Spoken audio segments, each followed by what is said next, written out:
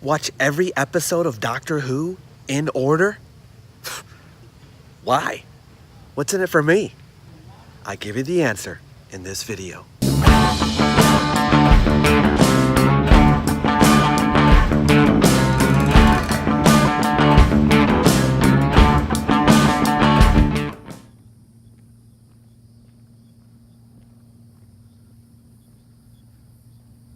Hi, fellow time travelers. If you're new here, I'm Dave Ringo, Doctor Who historian, interpreter, and advocate of the pilgrimage. If you're interested in the history of the show, the interpretation of televised Doctor Who as a single story, issues related to time travel, canon, paradoxes, and contradictions, I invite you to join us by subscribing to the channel. Many people view Doctor Who primarily as an anthology series, a smorgasbord of individual adventures, each of which can be viewed independently of the others. Although perhaps each episode may not be as isolated as, say, those of Black Mirror or Twilight Zone. After all, in Doctor Who there are characters in a TARDIS that tend to recur. The links between the stories are generally viewed as weaker than in many other television programs. Indeed, new viewers of Doctor Who are apt to watch episodes out of order, jumping on and off, wherever in the series they wish. Honestly, this may be the best way to introduce oneself to the show, but the fact that there is constant discussion about which story to watch first suggests that it is an open question. We don't just assume that a person should start at the beginning. So, why am I advocating watching the show in order? Let me be clear. I'm not recommending that someone who has never seen Doctor Who should start at the beginning. On the contrary, I usually recommend random sampling to the newbie. This is for people who've decided that they are truly a Doctor Who devotee. People who love the show as a whole instead of merely one era of the show. Who love all the Doctors rather than only one or two Doctors, at least in principle. The journey we call the pilgrimage, or the marathon, or the ultimate binge watch, is for committed Doctor Who fans. Because if you're not, well, you're less likely to make it all the way to the end. So in this video, for those who are ready or are preparing, I'm going to run through the benefits of undertaking this challenge. Mind you, the benefits are not the same as simply trying to watch every episode of Doctor Who. That is another admirable goal. In fact, I did that first. And the benefits of doing so aren't difficult to ascertain. By doing so, we make comprehensive our knowledge of the television show. We discover answers to many of the Doctor Who questions we have had. And we get bragging rights. But these benefits apply to watching every episode both in order and out of order. Today, I'm going to address specifically the benefits of watching in order. Viewing it in this way can be rewarding to the Doctor Who fan.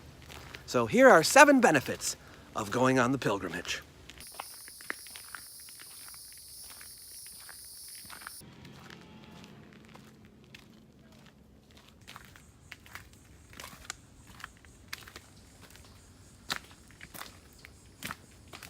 Benefit number 1.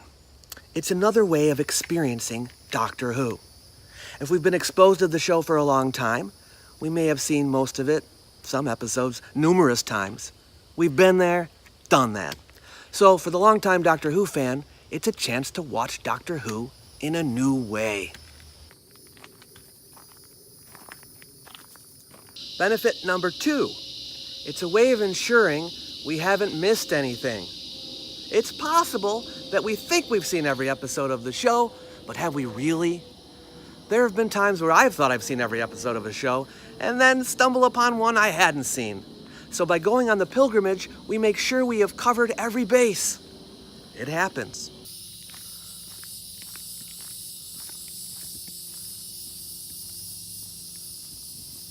Benefit number 3. We become familiar with the context of every story. There are times when the context is important, when it's good to know what has been happening in the show immediately before and after the story that we're watching. So going in order provides us with that context. You can't fully understand, for example, the androids of Tara if you don't know what's going on with the key to time. Watching that whole season in order gives it proper context. It works like that with the entire series, too.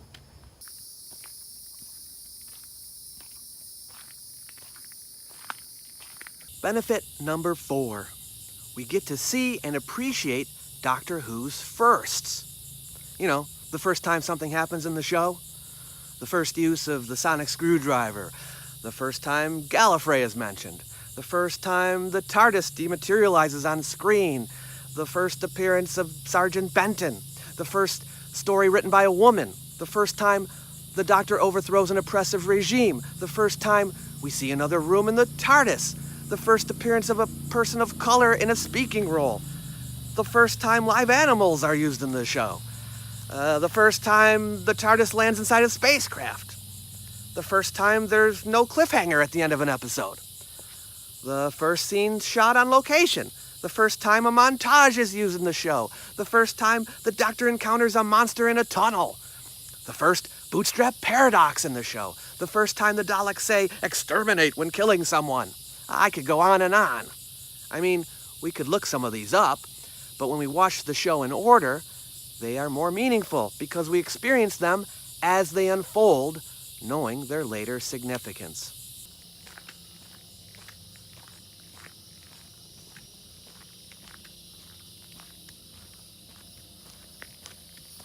Benefit number 5. It increases our ability to connect parts of Doctor Who lore that must be connected in order to be understood. When we're watching The Three Doctors, for example, and at the end, the Doctor is given his freedom. You might be able to guess he didn't have his freedom before that, but only by seeing the War Games and Spearhead from Space would you be able to understand the Doctor's relationship with the Time Lords at that time. Or when the Doctor is counting his regenerations in The Time of the Doctor. You can't really understand the significance of what he is saying unless you know about the limited number of 12 regenerations, talked about in earlier episodes, and about the regeneration that occurred in Journey's End.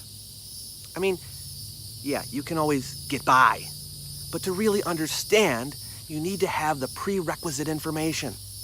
You can look it up, but is that the way you want to learn it?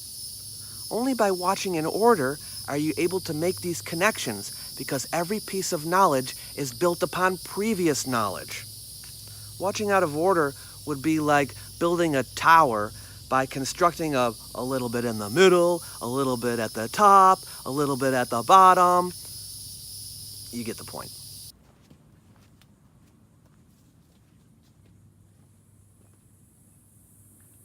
Benefit number 6. Watching the show from start to finish helps us to see the Doctor's storyline from a bird's eye view. We avoid tunnel vision.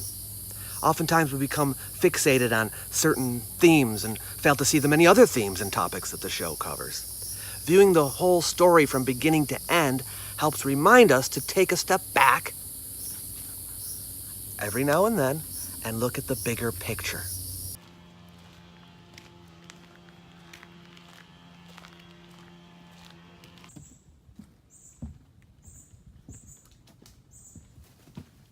And perhaps the most important benefit, benefit number 7. You get to experience Doctor Who as a full story. One of the interesting things about televised Doctor Who is that although it may sometimes appear to be a haphazard collection of adventures, it can in fact be viewed as a unified whole. For the Pilgrim, Doctor Who no longer is merely a collection of unrelated stories, but one story with many chapters. There's value in looking at it this way. I say this because the people who made it intended it to be that. Each new episode is designed to be a continuation of the previous episode. Mind you, since the program has been written over a long period of time, over 50 years, there are bound to be some inconsistencies here and there, but the cross-references from one adventure to another serve to unify it, as do developments that stretch across the adventures. So, those are the 7 benefits of taking the pilgrimage. If you like this video, smush the like button. But what are your thoughts? Can you think of a good benefit I left out? If you can, please let me know in the comments section below the video. My next video will be on how a person can know if they're ready to go on the pilgrimage. If you're interested, click on the bell next to the subscribe button and you'll be notified as soon as I post it. Thanks, and safe travels in time and space.